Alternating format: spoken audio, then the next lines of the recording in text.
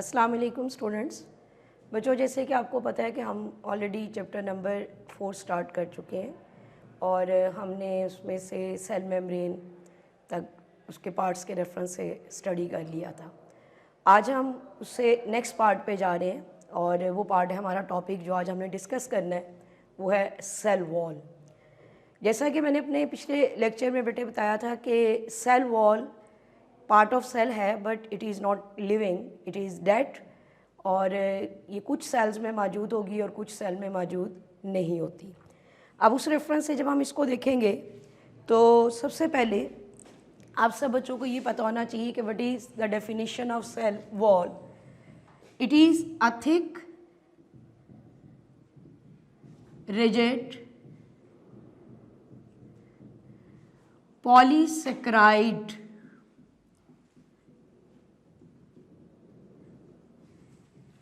layer in the cells of plants, fungi, algae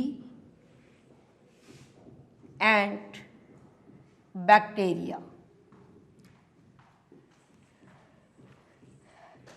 इससे बड़े आपको ये पता चल रहा है कि ये मेनली किन ऑर्गेनिजम्स में पाई जाती है और किन में ये प्रेजेंट नहीं है।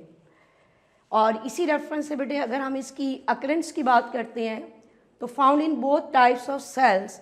As you know that there are two different types of cells, one is the eukaryotic and other is the prokaryotic. And you know that कि organisms made up of eukaryotic cell they are known as eukaryotes and the organism made up of prokaryotic cells, they are known as prokaryotes. तो बच्चों इसमें जब हम eukaryotic cell के reference से बात करते हैं तो उसमें हमारे पास प्लांट्स, फंजाई, एल्गी, एनिमल्स, ये सब ऑर्गेनिजम्स आ जाते हैं।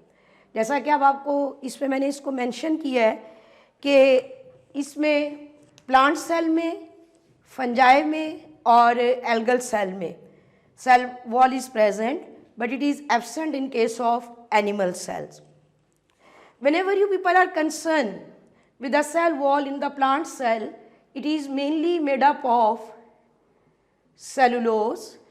आप सब बच्चों को पता है कि सेलुलोज एक कार्बोहाइड्रेट है और कार्बोहाइड्रेट की ये किस क्लास का मेंबर है? पॉलीसेकेराइड्स का। और ये एक स्ट्रक्चरल रोल प्ले कर रहा है। स्ट्रक्चरल रोल का मतलब है कि ये किसी चीज़ की बनावट में, उसकी साख्त में इस्तेमाल हो रहा है। इसी तरह से बेटे fungi, it is made up of chiton.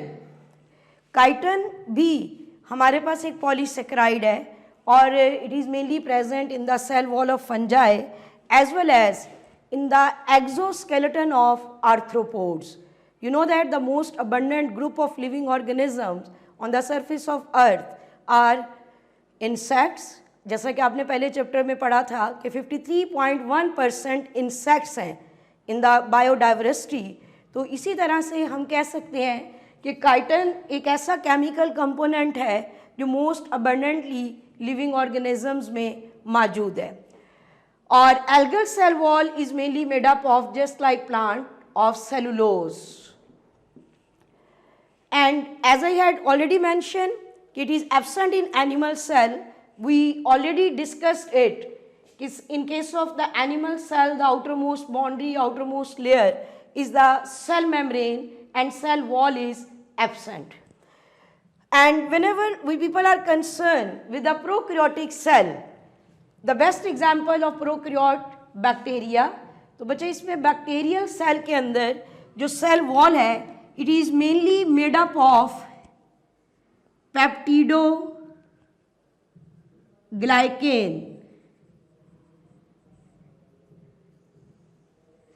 Peptidoglycan आपके पास एक बेस्ट एग्जाम्पल है कॉन्जुगेटेड मॉलिक्यूल की. हम बहुत दफ़ा बेटे क्लास में ये बात कर चुके हैं कि what are the conjugated molecules, कि those molecules which are made up of two different molecules belonging to different categories.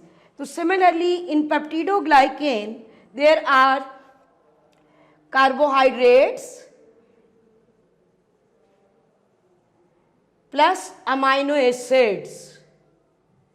they are responsible to make it, and this one single molecule is considered as peptidoglycan. In this way we can say that the cell wall of the prokaryotic cell is different from the cell wall of the eukaryotic cell. In both the cases, they are not only different from each other in their chemical composition as well as in their structure. Later on we will discuss about them in detail. Now the next thing जो आप बच्चों को पता होनी चाहिए बेटे, वो है formation of cell wall. Cell wall की फॉर्मेशन में मेन रोल प्ले कर रहा है protoplasm, or we can say that it is secreted by protoplasm, and you know that protoplasm is the living material of which the living cells or living bodies they are made up of. तो इसका मतलब ये है कि जब हम cell wall की अभी प्रॉपर्टीज डिस्कस करेंगे और वहाँ पे हम देखेंगे कि हमने सेल वॉल को डेड या नॉन लिविंग कंसीडर करना है, तो it doesn't mean it is not produce from the living material. इसको बनाने में जो रोल प्ले कर रहा है वो प्रोटोप्लाज्म है, वो लिविंग मटीरियल है, but the cell wall itself is dead और नॉन लिविंग. और यही वजह है बेटे कि हम इसको एक एक्स्ट्रा सेलुलर स्ट्रक्चर कंसीडर करते हैं जो सेल के बाहर है, जो लिविंग मटीरियल का या प्रोटोप्लाज्म का हिस्सा नहीं है. Now you people should know what are the properties. We already discussed about the properties of cell membrane, and you have to compare both of these boundaries of the cells. You know that के cell membrane outermost boundary है animals में, cell wall outermost boundary है plants में, और they different from each other in respect of their properties. The cell wall is thick. आपको याद होना चाहिए कि हमने सेल मेम्ब्रेन को थिन बोला था. इट इज रिजिड, उसको हमने फ्लेक्सिबल बोला था कि वो फ्लेक्सिबल है. इट इज डेड और नॉन लिविंग, और सेल मेम्ब्रेन जो है वो लिविंग है. इसी तरह से बेटे इट इज परमिएबल. मैंने अपने लास्ट लेक्चर में भी बेटे बताया था कि you should know the difference between impermeable, permeable and semi permeable. Impermeable which does not allow any substance to pass through it, permeable which allow all substances to pass through it, and semi permeable which allow some and does not allow the others. As I had mention कि cell wall is permeable, तो हम ये कह सकते हैं कि cell wall किसी भी सेल में एज अ बैरियर काम नहीं कर रही. बैरियर का जो मेन काम करती है वो सेल मेम्ब्रेन करती है. प्रॉपर्टीज़ के बाद बेटे जैसा कि आपको पता है कि यहाँ पर मैंने उसकी एक प्रॉपर्टी मेंशन की है थिक, कि it is thick, but keep in your mind कि its thickness varies from cell to cell. And how we come to know about it, कि हमें ये कैसे पता चलेगा कि किस प्लांट सेल में सेल वॉल थिक है और किस में थिन है.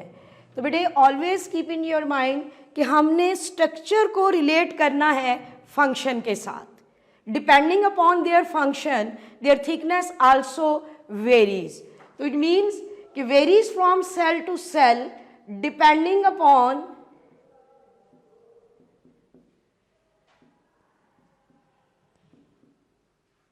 their function. For example, xylem, which is also known as the wood, और I think आप बच्चों को पता है कि xylem mainly दो काम कर रहा है, एक ट्रांसपोर्ट और दूसरा स्पोर्ट.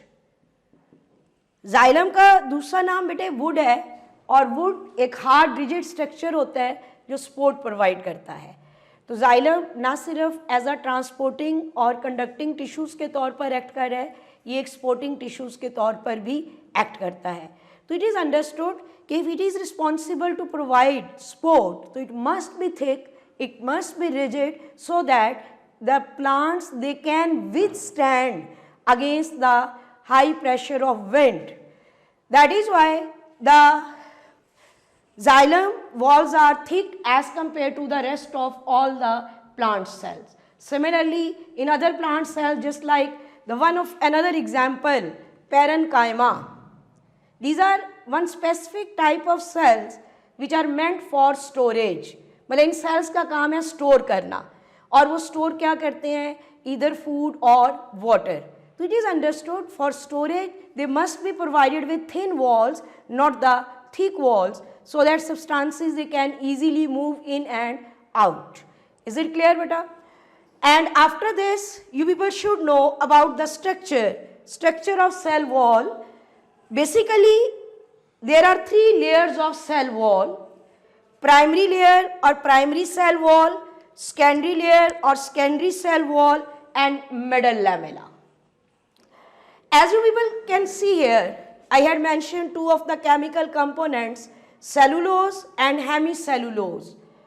बच्चे ये आप ऑलरेडी इनके से फेमिलियर हैं कि सेलुलोज एक पॉलीसेक्राइड है और होमोपॉलीमर.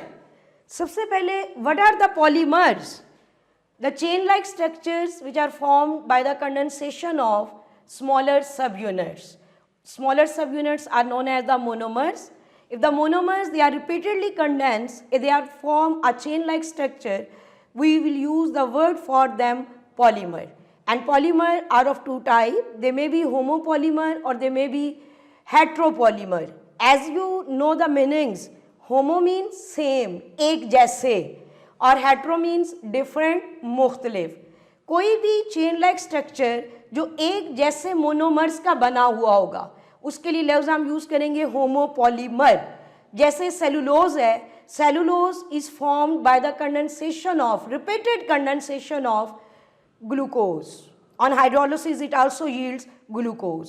तो इट मीन्स कि none of the other monomer is present in it, तो we will take it as a homopolymer. Or by its structure, it is fibrous, it is most abundant carbohydrate as it is the main chemical component of the cell wall of plant cells.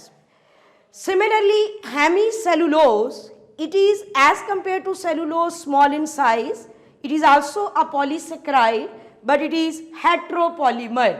It is not only made up of glucose, some of the other monosaccharides like mannose, they are also taking part in its formation. So that is why we are using the word for it heteropolymer.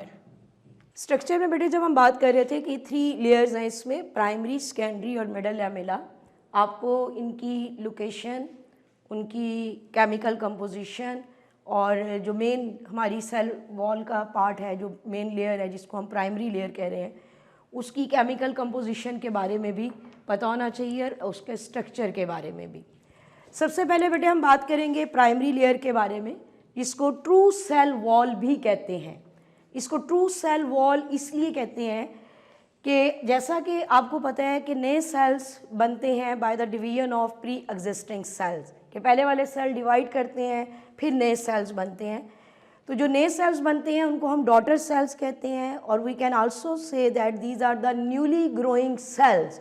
जो नए बनने वाले sales हैं वो grow करेंगे, mature होंगे, नए plant cells बनेंगे.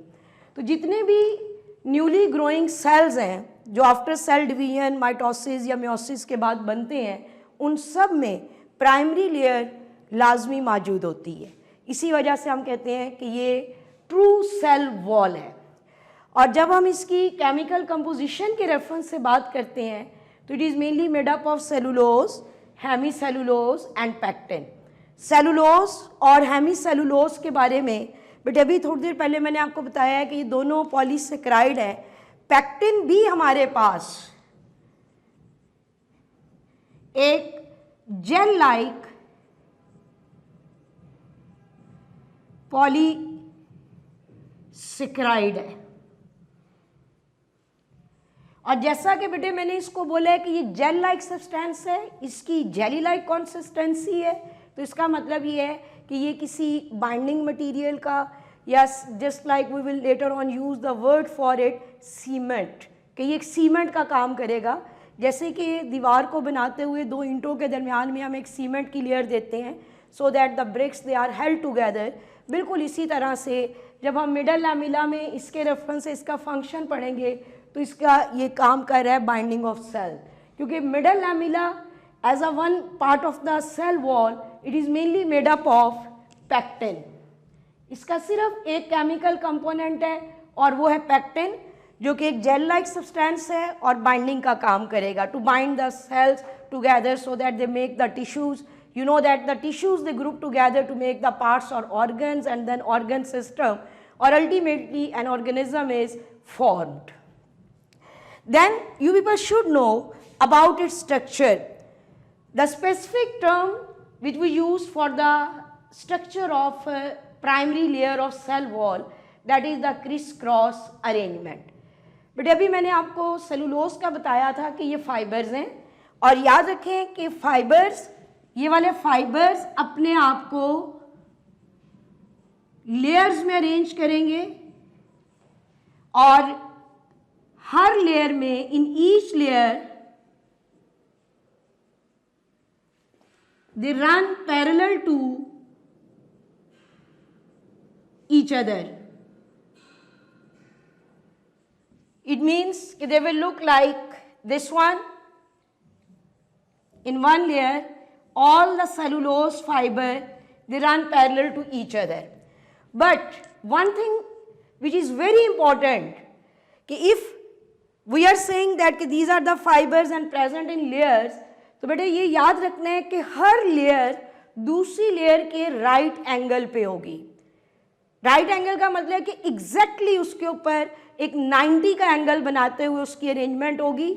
उस लेयर में भी सारे सेलुलोज फाइबर एक दूसरे के पैरेलल होंगे, but they are right angle to each other, just like this one. ये हमारे पास बेटे सेकेंड लेयर बन रही है। आपको नजर आ रहा है कि इसमें भी सारे फाइबर्स एक दूसरे के पैरेलल हैं, लेकिन पहली लेयर पे वो राइट एंगल पर आ गए हैं।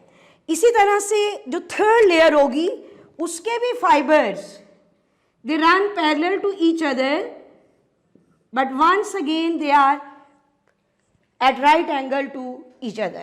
और अभी ये जो इस तरह से हमारे पास एक ग्रिड लाइक स्ट्रक्चर बन गया है, इसके लिए लफ्ज़ हम यूज़ करते हैं क्रिस क्रॉस अरेंजमेंट। और याद रखना बेटे कि ये जो criss cross arrangement of cellulose fiber है in the primary layer of cell wall, they provide strength. Strength मतलब उसको मजबूती दे रहे हैं, उसकी एक उसके अंदर सख्ती या हार्डनेस प्रोड्यूस कर रहे हैं, उसको रिजिडिटी दे रहे हैं, और इसकी स्ट्रेंथ या rigidity is greater than steel. Steel का आपने नाम सुना होगा, ये हमारे पास एक मटेरियल है जिससे हम डिफरेंट, आपके घरों में जो है वो बर्तन वगैरह या पॉट्स इसके होंगे, तो इसी तरह से उससे भी ज़्यादा ये एक प्लांट सेल वॉल को जो है वो मजबूती देता है। तो उस वजह से इस अरेंजमेंट के लिए हम स्पेसिफिकली वर्ड यूज़ करते हैं क्रिस क्रॉस अरेंजमेंट। ये बेटे मेनली हमारे पास पहले पार्ट का आ गया। दूसरा लेयर जो है जो सेकेंडरी लेयर है, जैसा कि मैंने यहाँ पे मेंशन किया हुआ है कि इट मे प्रेजेंट और it may not be present, क्योंकि ये सब में मौजूद नहीं होती। कुछ प्लांट सेल्स में depending upon their function, function से आप क्या मुराद लेते हैं कि वो क्या काम कर रहे हैं। They are mainly present in those cells in the plant body which are responsible to provide strength, just like sclerenchyma. Sclerenchyma में एक थिक सेकेंडरी लेयर प्रेजेंट होती है, क्योंकि स्क्लेरन काइमा का मेन काम है सपोर्टिंग टिश्यू, सपोर्ट प्रोवाइड करना, plant body को एक रिजिडिटी देना। तो उसके बाद बेटे अगर हम इसकी लोकेशन की बात करेंगे, जैसे कि इसमें आपको ये नज़र आ रहा है कि ये प्राइमरी लेयर है, और उस प्राइमरी लेयर के फ़ौरन बाद अंदर की तरफ ये जो ग्रीन कलर से बेटे मैंने इसमें शो की हुई है, ये सेकेंडरी लेयर है। आपको उसकी लोकेशन से अंदाज़ा हो रहा है कि it lies just beneath the primary layer, कि प्राइमरी लेयर से अंदर वाली साइड पर मौजूद है। दूसरे लफ्ज़ों में हम ये भी कह सकते हैं कि सेकेंडरी लेयर सेल मेम्ब्रेन और प्राइमरी लेयर के दरमियान में होती है। आपको नज़र आ रहा है कि ये आपके पास जो मैंने रेड कलर से बेटे ड्रॉ किया हुआ है ये सेल मेम्ब्रेन है, ब्लैक वाली आपके पास जो है वो सेल प्राइमरी लेयर है, और उनके दरमियान में ये जो ग्रीन आपको नजर आ रही है, और as compare to the primary layer उसकी थिकनेस का भी आपको पता चल रहा है कि it is greater than the primary layer. ठीक है बेटे, ये सिर्फ थिकनेस के रेफरेंस से नहीं, मतलब हमने इसको लिखा it is more thick. What we mean by this कि मोर थिक मीन्स कि ये प्राइमरी लेयर से ज़्यादा थिक है, और उसकी वजह ये है कि अनलाइक द प्राइमरी लेयर इसके केमिकल कंपोनेंट डिफरेंट हैं। इसमें cellulose, lignin, hemicellulose, inorganic salt, silica, waxes, cutin, like this one there are so many substances are present, and out of these keep in your mind lignin is the thickening material.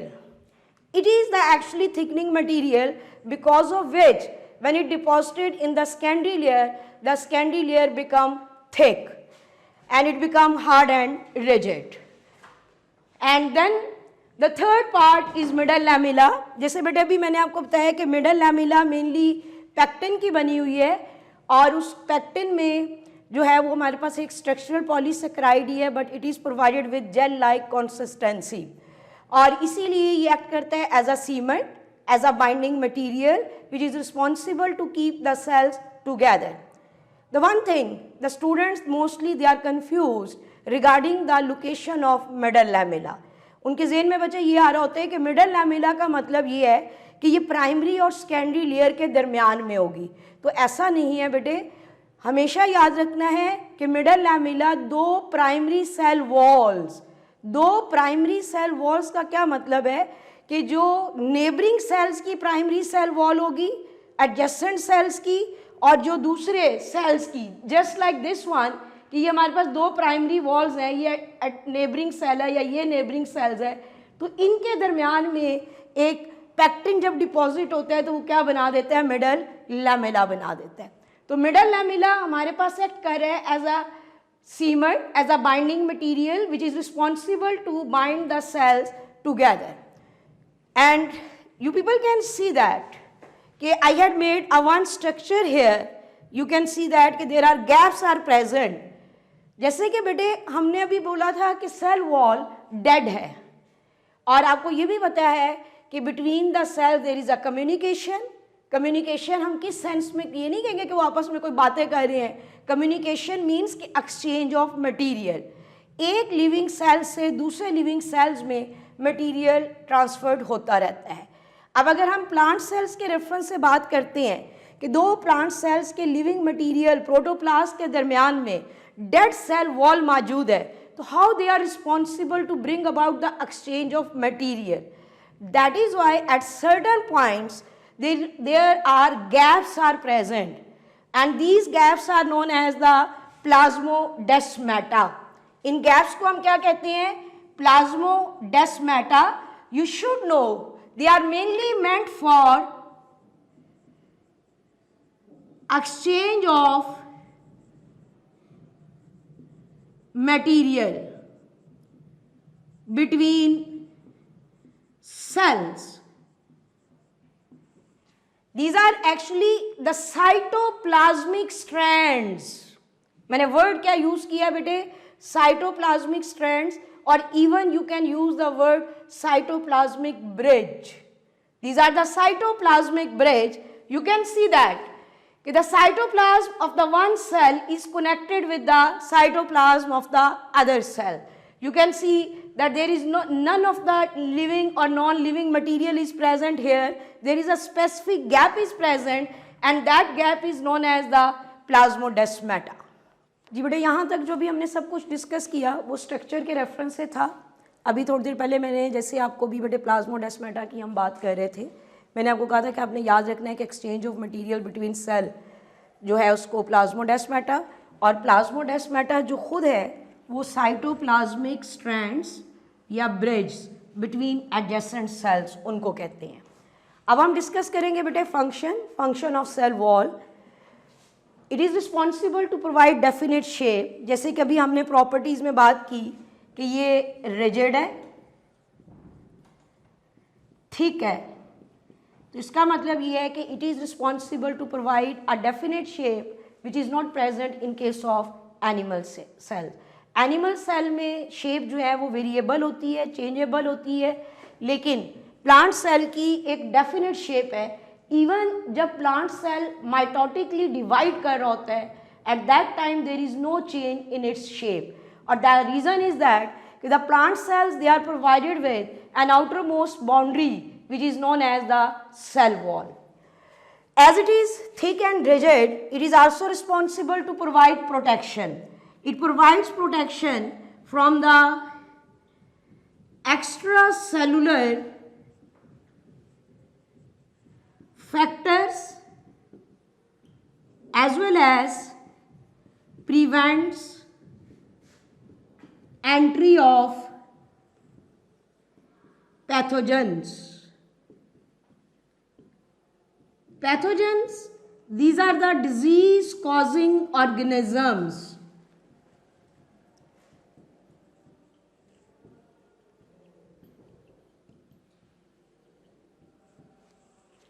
Disease causing organism मतलब जो बीमारियां पैदा करते हैं। ऐसे बहुत सारे micro organism भी हैं, मैक्रो ऑर्गेनिज्म भी हैं जो दूसरे जानदारों में बीमारियां पैदा करते हैं। तो जो डिजीज़ हैं just like viral, bacterial, fungal, they are not only in animal cells as well as in plant cells. तो उस केस में जो सेल वॉल है, एक प्रोटेक्शन, एक प्रोटेक्टिव कवरिंग का काम कर रही है, एक लेयर का काम कर रही है, एक शील्ड के तौर पर एक्ट कर रही है जो उन पैथोजेंस को उसके अंदर नहीं जाने देती। कम्युनिकेशन, जैसे कि अभी थोड़ी देर पहले मैंने आपको बोला था कि communication means exchange of material, और वो एक्सचेंज ऑफ मटेरियल होनी है बिटवीन सेल। उसमें जैसे अभी हमने थोड़ी देर पहले बात की प्लाज्मोडेस्माटा की, तो सेल वॉल के ज़रिए ही वो मटेरियल जो है वो एक सेल से दूसरे सेल में जाता है। The last one function, that is the sport.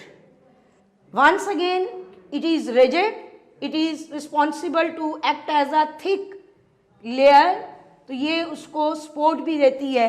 और जब भी बेटे हम स्पोर्ट के रेफरेंस से बात करते हैं किसी भी लिविंग ऑर्गेनिज्म में, तो always keep in your mind all the living things they need support against the gravity.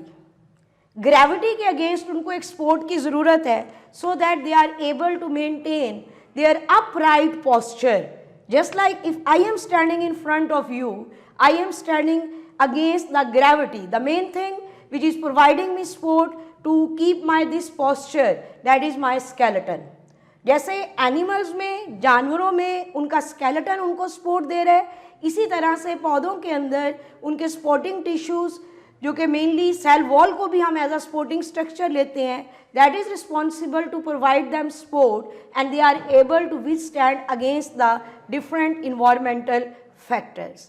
Thank you to all of you.